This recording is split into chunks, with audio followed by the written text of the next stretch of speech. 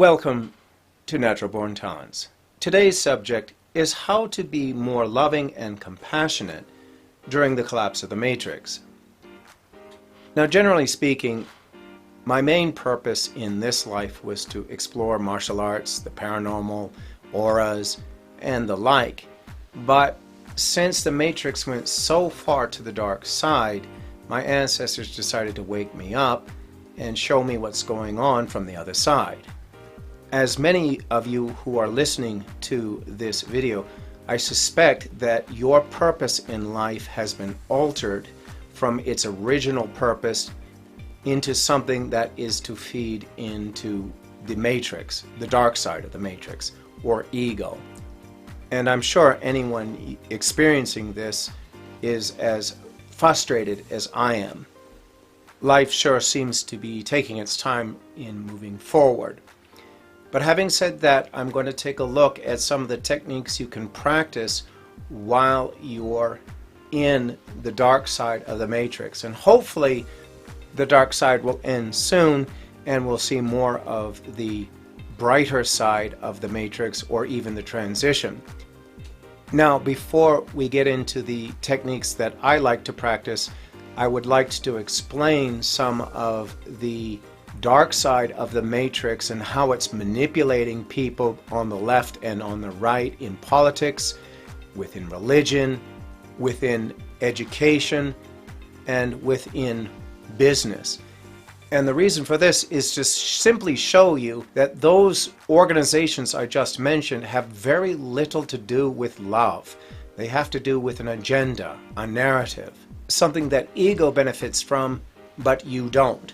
So let's get started. Here are some words that describe in simple terms what's going on in the Matrix at this time. The first word is ego.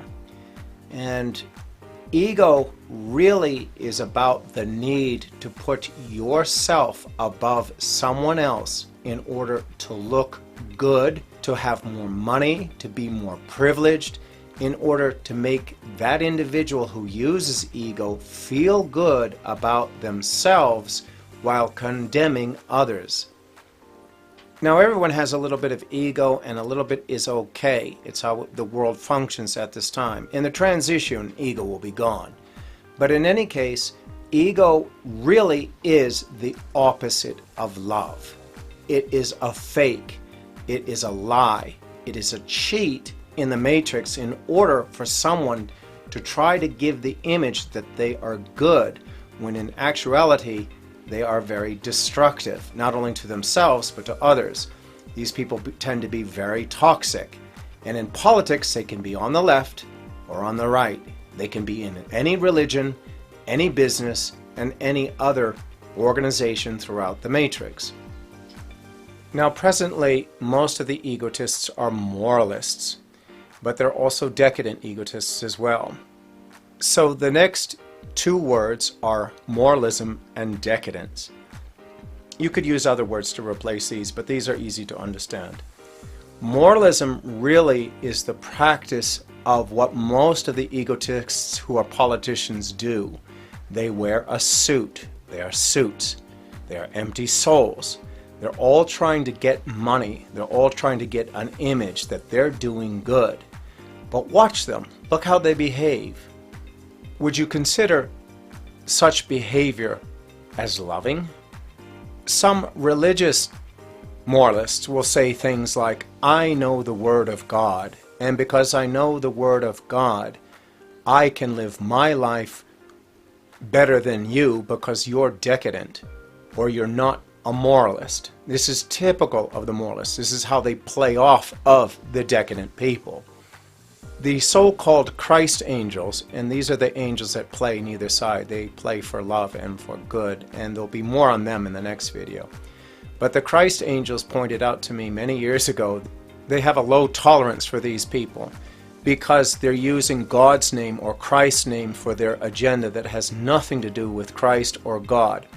Now, I don't speak for God and I don't speak for Christ. This is what they conveyed to me when I was on the other side, and to me that made a lot of sense. The Christ angels practice a lot of things that are very similar to what my ancestors practice. So we get along very well. But having said that, I would say that all of the ancestors on the other side, for the most part, are very loving beings. More on that later. The opposite of moralism, of course, is decadence. And decadent people are more easily spotted within the matrix. They're the ones burning buildings for political reasons, murdering people, robbing for other people's property, committing sexual crimes, etc., etc. Now, the moralists play off of these people quite easily. For example, a politician will find some decadent psychotic person to shoot up a school with a semi-automatic weapon in order to promote gun control so they can put a feather in their cap. It's all fake. It's all false. And this is typical within the matrix. Another good example would be the abortion issue, where you have two sides to one issue that are pretty extreme. But again, the moralists will take one side and the decadent will take another, and it will be the Christ angels that will come in and point it out to me that actually neither side is right and neither side is wrong. The real answer to such a scenario as that is love.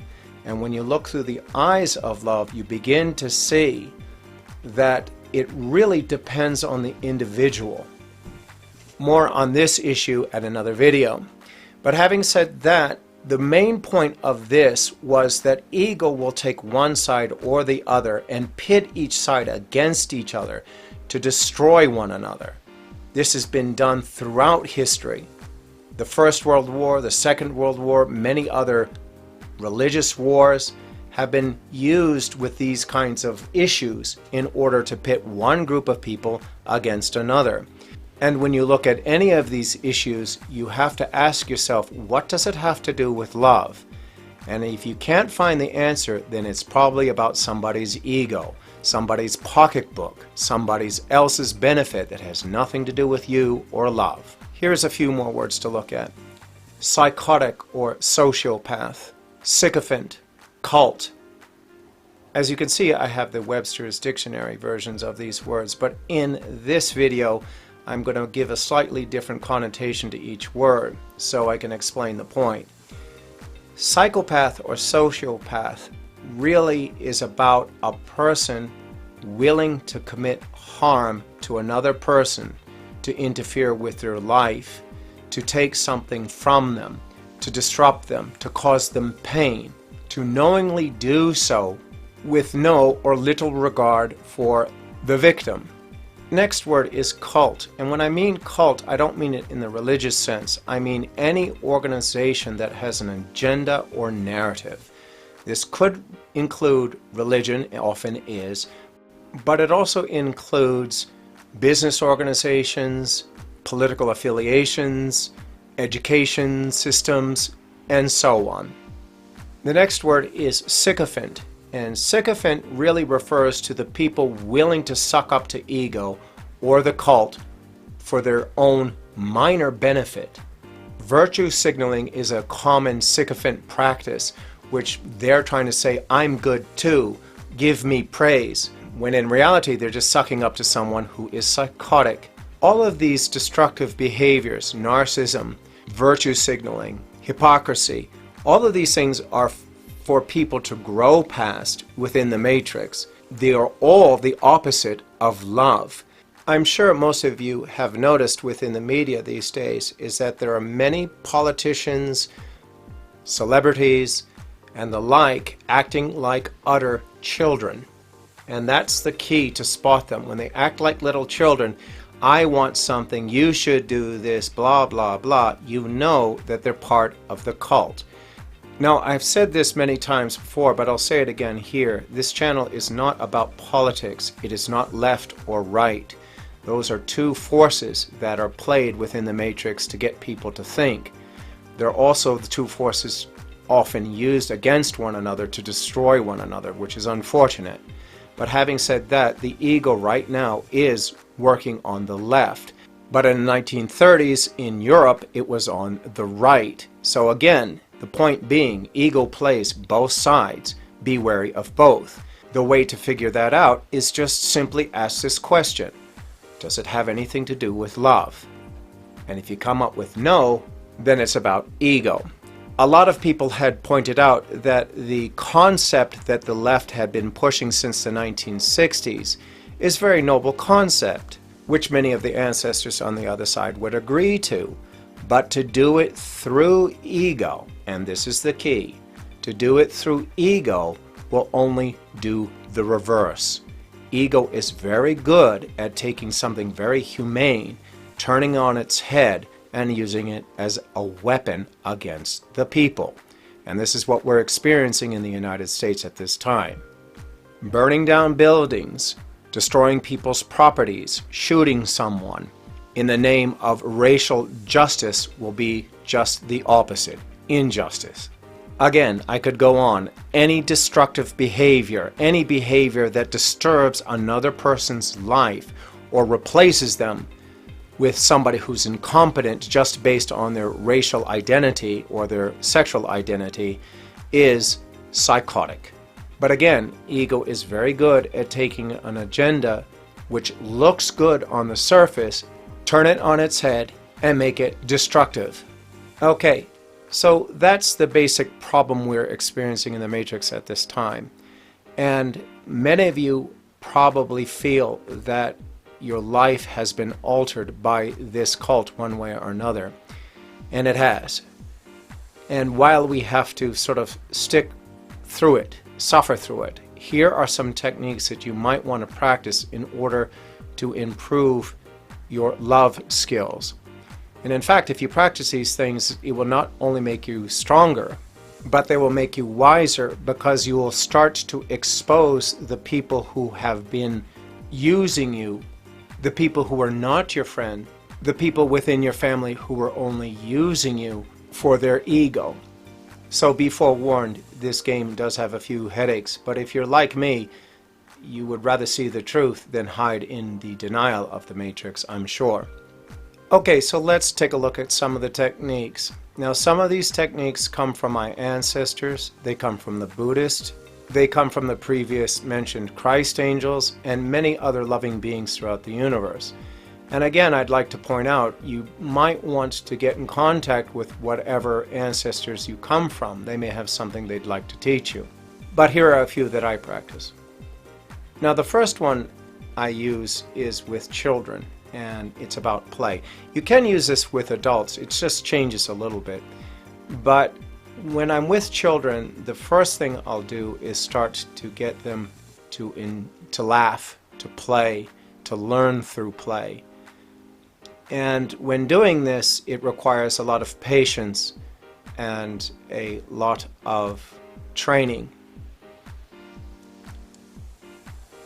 Children naturally love to play because they're still close to what the way station between the Matrix and the so-called heaven that they will return to. Some children will return to their ancestors, some will return to where the Christ angels call heaven, where they're trained to play, to love, and all these other things, and then are released into the Matrix in order to take the challenge within the Matrix to make them stronger in the end. So children are naturally closer to that psyche of play. They don't tend to fight one another as much unless they have parents or teachers who are egotists. Children in their natural form do not destroy one another. It's only when ego is around I notice children start to misbehave. So having said that, I try to get the children immediately to get in a group and play whatever game that I have learned. And when I do this, I notice that the children are much more eager to learn than if you do something lockstep. Having compassion when working with children is a must. Just the other day, I had this needy child who was holding on to my leg all day and began to disrupt the class. Even the other children started to complain to her. And I started to get annoyed. So I stopped and gave her a big hug, and I said, "Okay, what do you need?" And she looked at me and said, "I need help on my project." So I said, "Oh, okay." And then I went over to her project and helped her finish her project. Now, during that time, I discovered that she had no father. I discovered that she had no friends either. I had already known she wasn't native to this country that I work in. She's from another country, and therefore she was extremely lonely. And so instead of scolding her, I just treated her like a father would to a daughter for the whole day. And her eyes lit up. She was very diligent with her project, and she seemed to be quite happy for the rest of the day. On a bad day, I could have just simply scolded her for being so annoying. But this is what I'm talking about. The matrix has gotten so dark and disruptive to everyone's life, it is really hard to slow down and be patient with someone who needs love in your life. Now, of course, I know there are many adults like this as well, but they have too much pride to admit it. So they require even more patience and a more delicate approach when you're trying to give something to them. With the adults at my workplace, I generally make them a latte macchiato, a cappuccino, or a chai, or something to lift their spirits for the day, because they're all feeling the pain as well. If somebody has stiff shoulders, in Japanese it's called katakori, which is pretty common in this country, I'll give them a shiatsu massage on their back. Of course, you have to be careful when approaching somebody you don't know so well, because they might get the wrong idea. But things like this, just to watch people and see if there's something you can give them that makes their day a little bit better. Now, I've noticed that the egotists, the corrupt people, will not react in a positive way to such approaches. In fact, they're very condescending to them. They frown upon them, or they'll even attack you for them. So be careful. Now, if you're in a relationship with someone, you could practice these things with your partner. This includes playtime, lovemaking, looking for something that would just make their day a little bit better without going too far. And of course, I know this is very difficult, especially when you're fighting high gas prices, inflation, and all these other things. But that's the whole point of the matrix. It's to destroy your life, to destroy your relationship. So you kind of have to fight twice as hard to achieve these things. And some of these techniques, of course, I know many of you already instinctively know how to practice. But within the matrix going so dark, you can kind of forget. So you may need to take the extra step to remember. Now again, my ancestors, the Christ angels, and everyone else do not care what your sexual orientation is, what you practice in bed, or any of these other things. To them, it's all the same. They don't care. However, within a relationship, you might want to practice something that my ancestors practice. This is again an individual choice, but what we tend to practice is very healthy lovemaking. And an example of that would be something like the Tantra yogas that the Hindus also practice, which is something similar to what my ancestors used to practice. It's to slow it down. The matrix really is about lust and not love. So if you can figure out how to mix love and lovemaking or sex in a deeper, loving, spiritual way, you will find it much more rewarding. Pornography, for example, tends to be very shallow and limited because it's really, again, about lust. It's a quick stimulation and not a deep, nourishing, fulfilling act. Now again, if this had been 20, 30 years ago, I'd be like, hey, practice what you like. There's all kinds of things to explore in the Matrix. But because the Matrix is so dark, there's a lot of very negative energy revolving around sex, and you might want to stay away from that the best you can. I've seen a lot of increases with the sexual demons, the incubus and the succubus. There's a video on that if you would like to learn a little bit more about that. Other small things really is just trying to make other people's lives a little bit easier on a daily basis. So when you go to the convenience store or any other customer service that you are dealing with another individual, smiling, making jokes, asking them how they've been, things like this in a very genuine and honest way really does make a difference to them and to yourself. It really makes the community you're living in a lot more comfortable as well. Other things you might want to practice are mental disciplines. The Matrix, through computers and phones particularly, is constantly bombarding people with all kinds of misinformation and distortion and static. And so things like martial arts, yoga, meditation, and these other mental practices will help you focus. It also will help you focus on some of these love techniques as well, so I do recommend that. Also, stay away from junk food. Again, occasionally eating something that you like, there's nothing wrong with that, but living off of junk food is very destructive. Many of you will know that if your gut isn't in order, it will affect your mind, and if it affects your mind, it will decrease your ability to love others. Also, living in a healthy environment is equally as important, because for the same reason as the junk food, it will affect everything that you're trying to achieve. So living at least comfortably, you don't have to be rich, you can live in a nice apartment, in a community you feel like practicing some of these things. Of course, I could go on and on. I'd like to have my listeners put in the comment section below the things that you practice, so we can share many other techniques that are out there to make other people's lives, including yourself, better. Because as many of you know, loving yourself is very important. Now, for the last part of this video, I'd like to point out how to leave these cults if you're in them, and how to be patient and loving towards people who figured out that the narrative that they're following is very destructive. They no longer want to be of one group or another because they realize they're just being used. And the first step, of course, is admittance. You cannot deny that what you're doing isn't destructive to someone else's life. Burning down buildings, destroying history, statues, buildings, and the like is psychotic.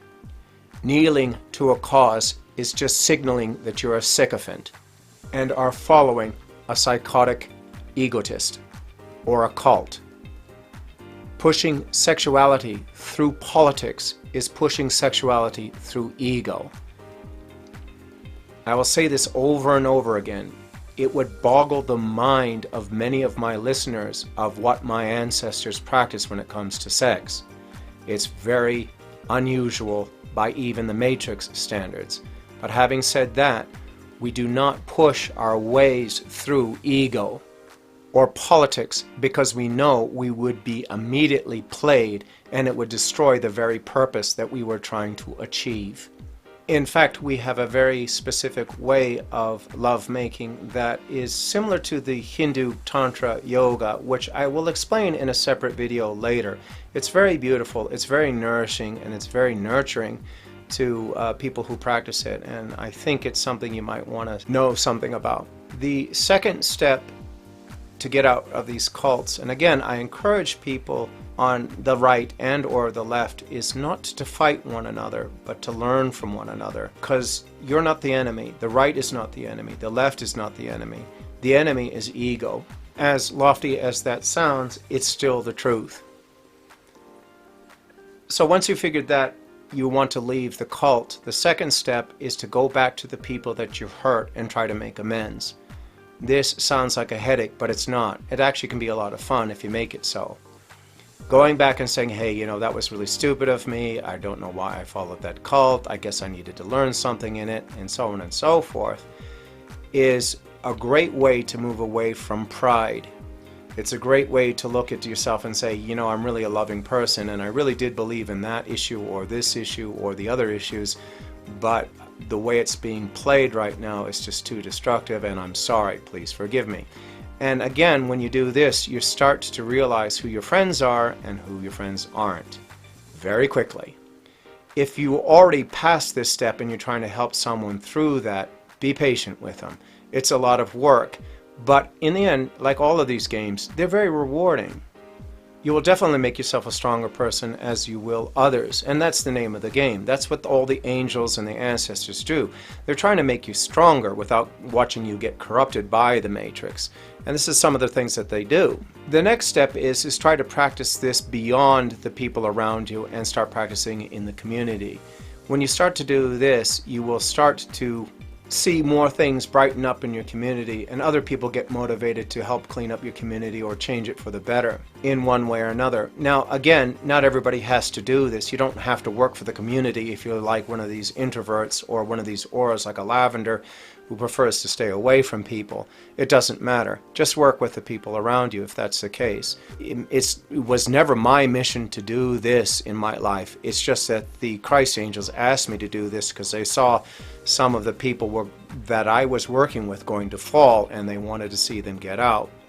And I happily volunteered. And not only that, I learned some important things about myself and things inside of myself. And one of the biggest things was, when you take life and you slow it down, you start looking at the little things in life and seeing how important those little things really are. A smile from a child, a laughter from an adult who had a bad day, and these things really do make a difference. And you don't see it until like 10 or 20 years later, but in the long run, it's definitely worth it. And again, you make yourself stronger by doing this. The last thing is once you've completed this, is to get back to your purpose in life, which is what I'm going to do. As soon as I finish with this group here, I'm going to go back to ghost hunting, martial arts, all the other things that I wanted to explore in the Matrix, because I can't sacrifice that either. If I sacrifice that, I'll be sacrificing the people I was supposed to meet in that timeline. So you shouldn't sacrifice too much of your life for these games, especially if you had another purpose in life. And again, if you come across an egotist or one of these darker people, if you practice any of these techniques, you'll know them. They'll pop out in front of you quite quickly. The Matrix will come down hard on you for practicing this. They don't want love. They want compliance, conformity. They want slavery. They want money. They want all of these things that they can control people's lives with. They don't want your happiness. They don't want your freedom. So again, you shouldn't spend your whole life practicing these things if you have a purpose in life that you're aware of. If you're not aware of it, you can go back and look at your auras in the aura section and figure out what it is, so you can take a deeper look at what you ought have been doing. The Matrix is so crazy right now. I know that most of my listeners have been displaced from their real purpose in life, and this is truly unfortunate. It's very frustrating. I'm going to make one more video about the good, the bad, and the ugly of the Matrix, the people who are really controlling the Matrix as it is today, the real beings of it. When I finish that, I'm going to go back to ghost stories, auras, the other things that I see within the Matrix. And I would love to have any of my listeners share their stories so I can make a series of stories, scary stories particularly, UFO stories, but also love stories, romance, or any other kind of unusual, a little bit out of the norm of the Matrix experience they might have had. And we can put them together and maybe take a little bit of an analytical look to see what was really playing behind the lines. Was it a dark angel? Was it one of your ancestors? Was it a loving angel? And so on and so forth. And I thought that would be a lot more interesting. So thank you for listening to this video. I hope to see you in the next one. Please leave a comment in the section below. And again, thank you for listening.